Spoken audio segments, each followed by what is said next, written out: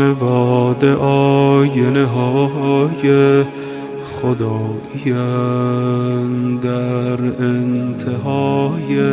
السلام علیکم ناظرین محترم، آج آپ کی خدمت میں شب قدر کی اہمیت اور اس کے اعمال کو بیان کرنا ہے۔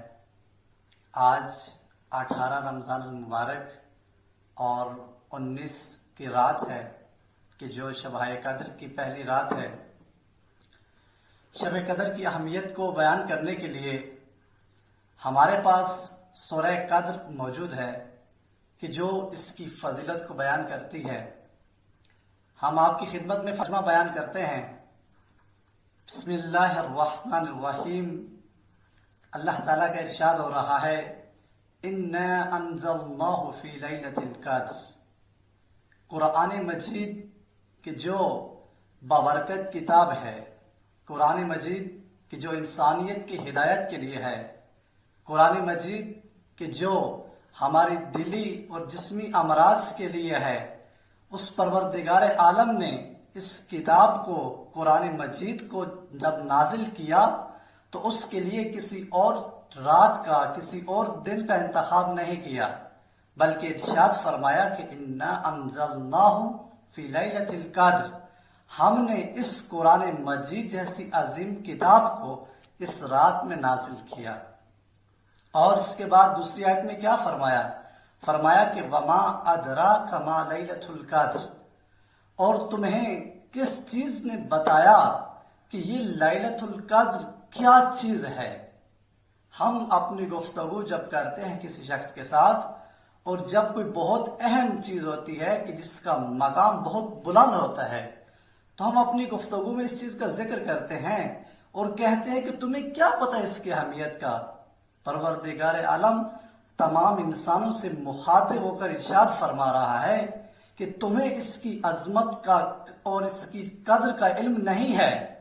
آؤ ہم تمہیں بتاتے ہیں کہ یہ لیلۃ القدر کتنی بابرکت رات ہے، کتنی عظیم رات ہے۔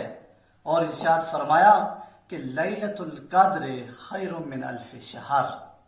یہ لیلۃ القدر عام راتوں کی طرح نہیں ہے، یہ عام مہینوں کی طرح نہیں ہے، بلکہ یہ خیر من الف شہر، یہ 1000 مہینوں سے افضل رات ہے۔ اگر ایک انسان اس رات میں عبادت کرتا ہے، اعمال بجا لاتا ہے، تو اس کو ہم اس کا کتنا ثواب عطا کریں گے؟ ایک رات کے برابر نہیں، 2 راتوں کے برابر نہیں، 1 مہینے کے برابر نہیں، 1 سال کے برابر نہیں، بلکہ 1000 مہینوں سے بہتر ہم اس کو اس کا اجر عطا کریں گے۔ اور یہ 1000 مہینے جب حساب لگایا جاتا ہے تو یہ کم از کم 83 سال بنتے ہیں۔ اور پروردگار عالم نے یہ نہیں کہا کہ یہ لیلۃ القدر 1000 مہینوں کے برابر ہے، نہیں، بلکہ کہا کہ خیر من الف شہر، کہ یہ 1000 مہینوں سے بہتر ہے۔ کتنی بہتر؟ 2 گنا، 3 گنا، 100 گنا، یہ فقط پروردگار عالم جانتا ہے۔ تو کوشش کریں کہ اس رات میں اعمال کو بجا لیں، تاکہ ایک عام انسان کی جو زندگی ہے وہ آج کل میکسیمم 70 سال، 83 سال بنتی ہے۔ وہ پروردگار عالم کتنا بزرگ ہے، کتنا رحیم ہے، کتنا غفار ہے کہ اس نے کہا کہ اگر اس رات میں آج آ کر کوئی شخص اعمال بجا لاتا ہے تو ہم اس کو 83 سال کے برابر اجر عطا فرمائیں گے۔ کیا فقط یہی اس کی عظمت ہے؟ کیا فقط یہی ہے اس کا اجر؟ کہا نہیں، اس کے علاوہ بھی ہے۔ اور پھر ارشاد فرمایا کہ تنزل الملائکۃ والروح فیہا بِإِذْنِ رَبِّهِمْ مِنْ كُلِّ أَمْرٍ۔ فرمایا کہ اس رات میں اللہ تعالیٰ کے فرشتے اور روح نازل ہوتے ہیں۔ کس چیز کے ساتھ نازل ہوتے ہیں؟ آیا کوئی چیز اپنے ساتھ لے کر آتے ہیں؟ تو فرمایا کہ من کل امر، اللہ تعالیٰ کے تمام تعین کردہ حکم اس رات میں لے کر نازل ہوتے ہیں۔ انسان کے تمام مقدرات کو لے کر اس رات میں نازل ہوتے ہیں۔ انسان کے رزق کو لے کر، انسان کے عمل کو لے کر، جتنی چیزیں پورے سال ایک انسان کے مقدر میں لکھی گئی ہیں، پروردگار اس رات فرشتوں کو بھیجتا ہے اور کہتا ہے کہ جاؤ، جو اس رات میں جاگ رہے ہیں، جو اس رات میں اعمال کو انجام دے رہے ہیں، تم جا کر ان سب کے حصے میں یہ چیزیں جا کر تقسیم کر دو۔ اور پھر فرمایا کہ یہ رات کا جو کوئی مخصوص ٹائم نہیں ہے کہ جس میں آپ اعمال کریں گے تو آپ کا ثواب 1000 مہینوں سے بہتر کر دیا جائے گا۔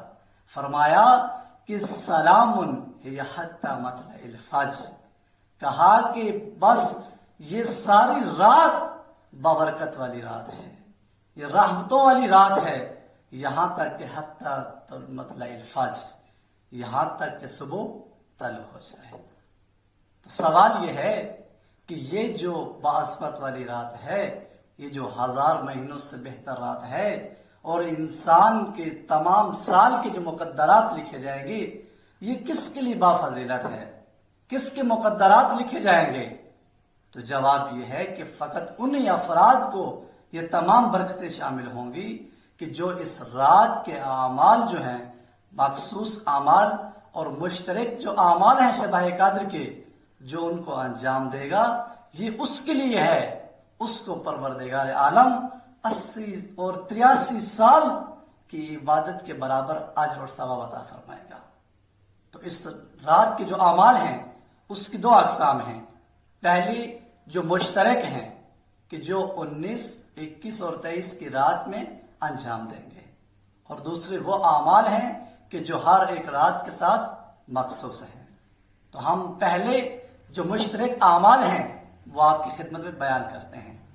سب سے پہلا عمل غسل کرنا ہے، اور یہ غسل کا جو وقت ہے نماز مغرب اور عشاء سے پہلے، جب غروب کا ٹائم ہو تو اس غسل کو انجام دینا چاہیے، اور کوشش کریں کہ وضو کر کے اسی غسل کے ساتھ آپ نماز مغرب اور عشاء کو بجا لیں۔ اس کے بعد جو اس کا دوسرا عمل ہے وہ ہے 2 رکعت نماز پڑھنا، اور اس کا طریقہ یہ ہے کہ ہر رکعت میں سورہ الحمد کے بعد 7 مرتبہ سورہ اخلاص، سورہ قل هو اللہ کی تلاوت کرنی ہے، اور جب یہ نماز ختم ہو جائے تو اس کے بعد 70 مرتبہ استغفر اللہ واتوب الیہ کی تسبیح پڑھنی ہے۔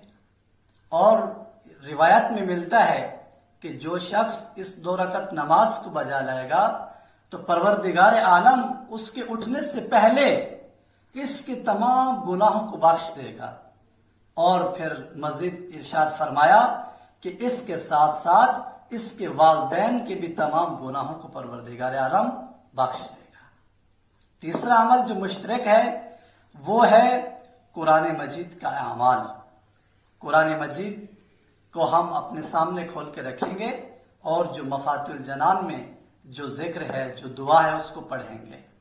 چوتھا عمل قرآن مجید کو اپنے ساتھ پہ رکھنا ہے، اور اس کو جو ہے تلاوت کرنا ہے جو مفاتیح میں ہے، اور پھر اسی کے ساتھ قرآن مجید کو اپنے ساتھ پہ رکھتے ہوئے پروردگار عالم کا 10 مرتبہ ذکر کرنا ہے، یا اللہ، اور پھر اسی طرح 4 معصومین کا اللہ تعالیٰ کو واسطہ دینا ہے قرآن مجید کو اپنے سر کے اوپر رکھ کر۔ اور جو 5واں عمل ہے وہ زیارت امام حسین علیہ السلام کی تلاوت کرنی ہے اس رات۔ اور چھٹا جو مشترک عمل ہے وہ اس رات میں جاگنا ہے۔ روایت میں ملتا ہے کہ جو شخص اس رات میں جاگتا ہے تو اس کے گناہ جتنے بھی زیادہ ہوں، آسمان کے ستاروں کے برابر ہوں یا پہاڑ کی بلندیوں سے زیادہ ہوں، تو بھی اللہ تعالیٰ اس کے گناہ بخش دے گا۔ اور جو مخصوص اعمال ہیں اس 19 کی رات کے، تو وہ سب سے پہلے دعا پڑھنی ہے۔ دعا مفاتیح الجنان میں لکھی ہوئی ہے کہ جس کی ابتدا یا ذلذی کانا قابلہ سے ہے، اور اسی طرح 100 مرتبہ آپ نے ایک تسبیح پڑھنی ہے، اور اس تسبیح میں اس چیز کی تلاوت کرنی ہے، استغفر اللہ ربی واتوب الیہ۔ اور اسی طرح حضرت امام علی علیہ السلام کی جو ضربت کی رات ہے، اس رات میں ہم سب نے مل کر امام علی علیہ السلام کے قاتل پر لعنت کرنی ہے. 100 مرتبہ امام علی علیہ السلام کے قاتل پر لعنت کرنی ہے، اور اگر ان الفاظ کو ادا کر سکیں تو بہت بہتر ہے. اللہم العن قاتلۃ امیر المؤمنین. اور جو اس عربی میں تلاوت نہیں کر سکتے وہ اردو میں امام علی علیہ السلام کے قاتل پر 100 مرتبہ لعنت بھیجیں. اور اس کے علاوہ اس رات میں جاگیں اور جو مختلف دعائیں ہیں اس کی تلاوت کریں. زیارت عاشوراء کی تلاوت ہے، اور اس طرح جتنی آپ دعائیں کر سکتے ہیں اپنے لیے، تمام مومنین کے لیے. روایات میں ملتا ہے کہ جو شخص دوسروں کے لیے دعا کرتا ہے تو اللہ تعالیٰ اس کی دعاؤں کو بھی قبول کرتا ہے.